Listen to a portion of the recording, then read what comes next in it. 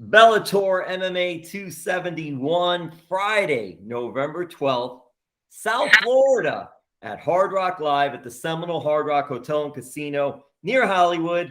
Hey, you got Cris Cyborg is in the main event. Underneath, there are several good fights and several good fighters, including American Top Team's own Valerie Lareta, Roman Faraldo, and this man, undefeated, Cody Law. Cody, thank you so much. Hey, tell us about this big event, not only Bellator MMA, but at Bellator MMA in South Florida.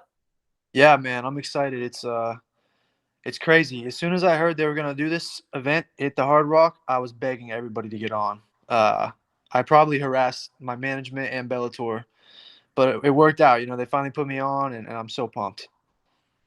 So when you heard, first of all, that, hey, guess what? We got you on. Who were you calling? Who were you texting? What was going on there?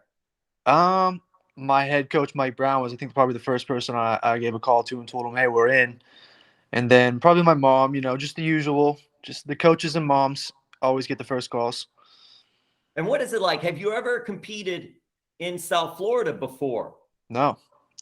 No, and this is so nice because it's literally 20 minutes from where I live. I got an apartment out here. So after the fight, you know, we'll hang out at the Hard Rock for a while with all my friends and family, and then grab an Uber back to my apartment and sleep in my own bed.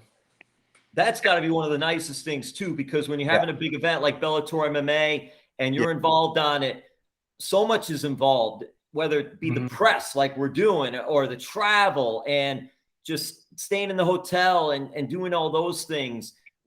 For you, anytime that you're able to do all that, how do you just schedule that and do that and not have to worry about it this time? And how much relief is it not to have to worry about some of the things? Yeah, it's really nice. I mean, I think I still have to be at the hotel throughout fight week for COVID protocol, maybe.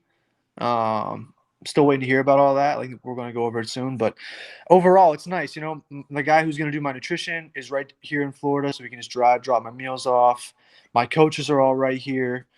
And like I said, after the fight, I just get to come right back home. No sleeping in a hotel, no up at 3 a.m. to get on a flight to go fly back home. You know, I just 20-minute Uber, and I'm back in my bed, wake up Saturday, and do whatever I want, you know. Cody, were you able to catch any of the PFL events at the Hard Rock Live? I didn't go. I don't go. All my teammates were fighting there. I think we went 4 for 5 that night. I watched them. I stayed up too late watching them because Kayla was the final fight. But I didn't go because I knew I would be there too long. You know, I wouldn't be in bed until 2 a.m. I go to bed around 11:30 or so. So I was glad I watched it from home. Hey, you could have had a chance, though, to check out the facilities where you're going to be fighting. I know. But you know what? I've seen it up here, so it's fine. It's a really nice venue, a really nice place and all. They do a nice job there with it. And it's going to be great to see Bellator MMA there.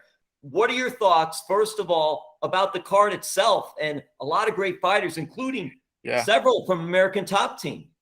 Yeah, dude, I'm so happy that we got a bunch of people. I wish we had even more from ATT on the card, but it's going to be cool to fight alongside my teammates, and it's a good card. There's some good names on there, and, you know, I don't know where I lie on the card, but hopefully after I'm done, I get to watch a couple of them. The main card will be on Showtime, and then the prelims, I believe, are going to be on Showtime YouTube as well as Bellator YouTube and Pluto TV. So plenty of opportunities wherever you stack up on the card, they'll be able to see you, watch you fight. How have you been doing training-wise? How have things been going for you since you've last fought? Great, man. I've been training for so many weeks I've lost track. Probably like maybe 14, 15 weeks straight. I came back to ATT mid-August.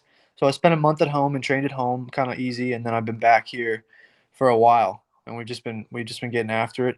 It's been great. Lots of different training partners, lots of different sparring sessions, and you know, new skills being added. And now I'm just kind of relaxing. I have this one more week basically where I'm just getting my weight down and fight.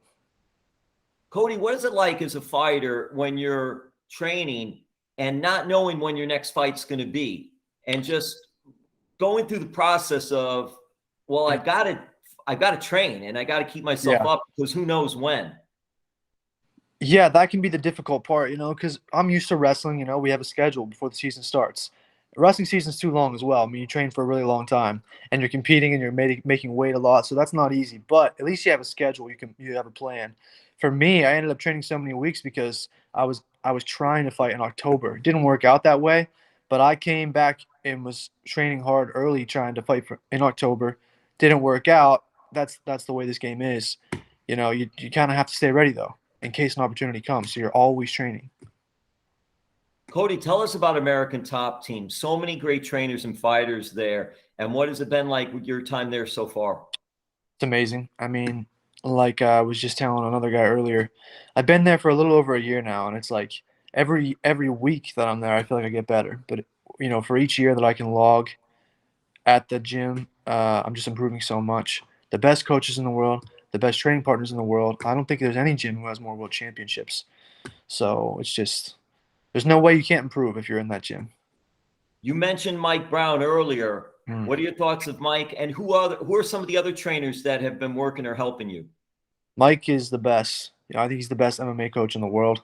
I spend so much time with him. I was thinking, I might talk to him as often maybe as I talk to like my girlfriend. We talk every day. So we develop a relationship really fast because I met him a little over a year ago, and we pretty much talk every day, whether we're training or we're talking on the phone about fights or traveling to fights. So I'm happy that he's my guy, and we're making huge gains together. I feel like, and so many other coaches. Anderson is my striking coach at Mako, King Mo. I like to work with King Mo. Just a bunch of them, man. There's so many to pick from. Any day I could go in and pick a new coach and learn something. Well, Cody, you have been an improving and growing talent, and your background is in amateur wrestling. Oh man, I'm losing you. You there? Oh, shit.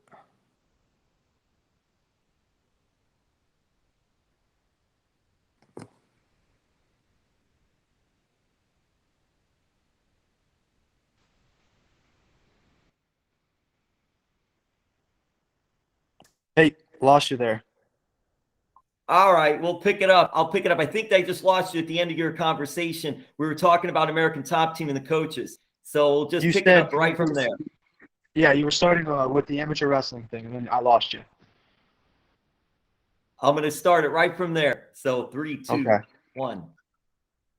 So Cody, you've been an improving talent, growing and successful in MMA. You transitioned from amateur wrestling, your background, to MMA. But I'm curious with the amateur wrestling part, what is it like for those of us that don't know at American Top Team in Mako's dungeon? It's tough, man. Mondays are the toughest days of the week, right? If you're if you're going into Monday wrestling practice, you're feeling it for the rest of the week. Mako's wrestling practice on Monday, hardest day of the week, hardest practice of the week. I usually burn like 1,500 calories or so in that 1 hour and 20-minute practice, and you feel it the rest of the week. It's a good practice. That's something that, for those who've never been to American Top Team, which is an awesome facility, he has his own room. And I remember looking in one time, it was so dark, and it was just like they must have turned the AC off. So you guys, AC, so everybody sweats. And it was like, and I remember, I'm a big pro wrestling fan, Cody. There used to be a famous wrestler called Stu Hart in Canada many years ago, the Hart family, Bret Hart, Owen Hart, and Natalia United, et cetera, et cetera. But he used to have, for pro wrestling, the dungeon in the basement of his big house and all. And people would say, oh, we got to go to the dungeon to work out. I looked at Mako's place and I was like, wait, this is Mako's dungeon now. Yep. Dude, that's actually my favorite room to train in. I like that. Well, you're a wrestling guy. Hey, you're a wrestling guy, so I figure you'd be like that. I like the mats. I like how hot it is. It's dark, it's nice. Hey, Cody, what is it like you mentioned Mike and some of the other coaching trainers. Tell us a little bit about Coach Mako. He's great, man. He's got a great personality. He's funny, and he knows his stuff. Obviously, he's an unbelievable wrestler, and I like having him around, man. He's been great. He's helped me a ton, and he's the man. There with amateur wrestling has been outstanding. What is it like for you in deciding to go to Penn State? And what was it like for you at Penn State? Yeah, it was good, man. I learned a lot. I was young still, I learned a lot. I have a lot of long-lasting relationships from there. A lot of my good friends are from Penn State wrestling. But I actually transferred to Pitt-Johnstown halfway through my career. That's where I finished my career and won my national championship at. And if it wasn't for that, I don't think I would be where I'm at right now. Um, I got into MMA basically through my original MMA coach, Isaac Greeley. He's coming to corner me this weekend or next weekend in the fight. He's a Pitt Johnstown alum. He's an NCAA All American, national runner up for them, and he's still closely. The program there's very close knit. So whenever I got there, I was kind of welcomed into the brotherhood. And then as soon as I finished, I won a national championship. He brought me in that very week. We were training together, and he's the reason I'm kind of where I'm at right now, if you think about it. So it's big. It's a What's big deal that I interesting, transferred. yeah, Sorry. it's interesting when you said no. When you said that's interesting to me because I'm thinking Pennsylvania and I'm thinking Pitt, and I'm Mhm. thinking also, have you ever met Kurt Angle? I have not. No. No. Great Olympian, became a pro wrestler, but Yeah. he did not go to a big name, so to speak, Yeah. university for wrestling. I'm thinking Penn State, but Clarion. you mentioned this other place. What was it like there? And you were able to win there as well. And Yeah. was it known for amateur wrestling too at that time? Yeah.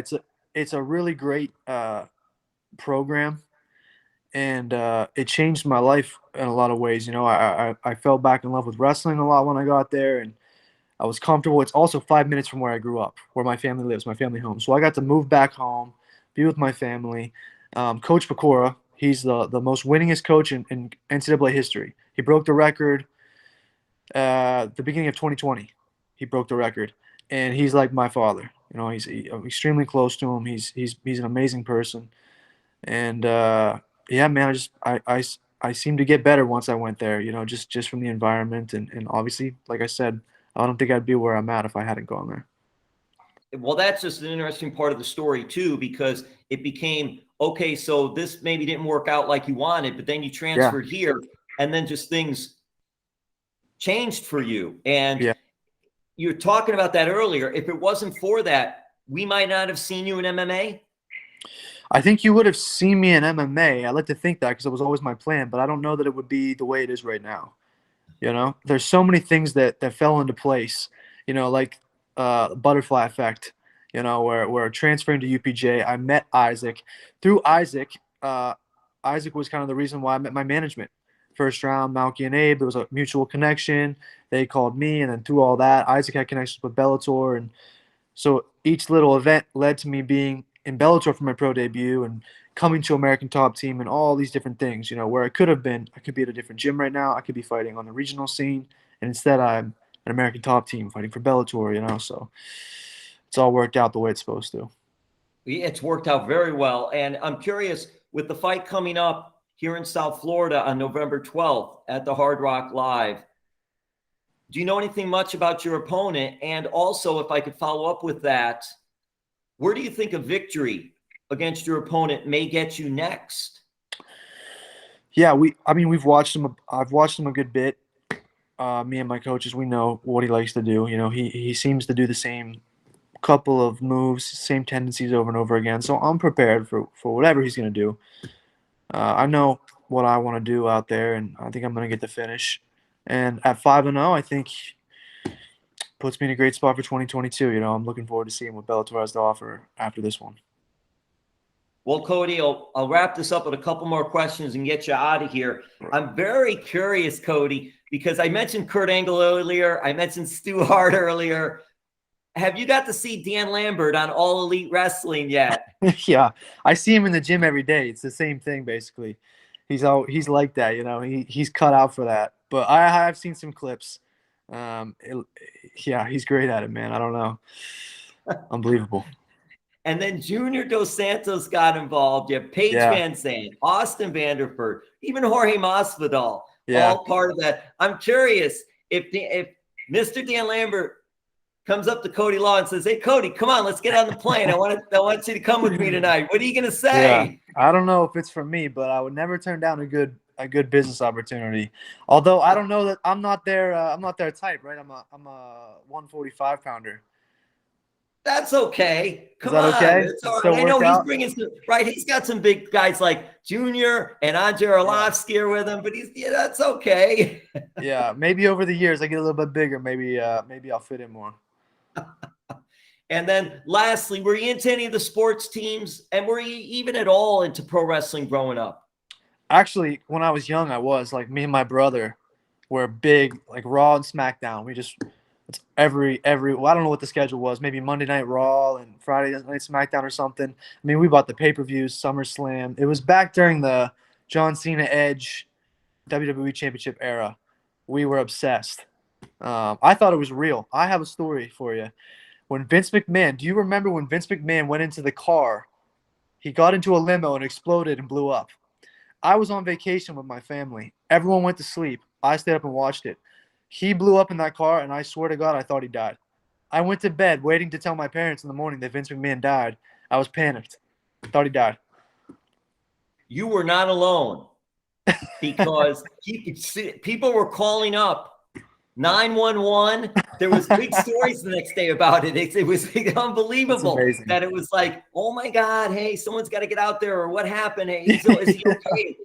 It was one of those moments where you're like, wow, they really got you on this one. It's always because that's a lot of pro wrestling is that gotcha moment. Like, it's scripted, it's this, it's that. But every once in a while, wait a minute. Did that really happen? Was that did he really get hurt? Did he really blow up? Did something happen? It always that's part of the mystique, part of the cabaret of professional wrestling.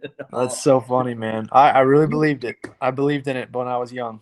You weren't the only one. You weren't the only one that happened to. All young and old alike. There were many that believed that. But and you mentioned a great time. John Cena Edge was tremendous. Randy Orton was back there. And Randy's still going today too. And it's amazing and all. And you see John Cena's transitioned like The Rock to movies and TV and doing a lot of other things now as well. It's interesting career path when you go that realm as well. So So anyway, well, Cody, I want to thank you for the time. Hey, has there anybody, I know one thing I was going to ask, is there anybody that you particularly or a few fighters that you sparred with for this, getting ready for this event?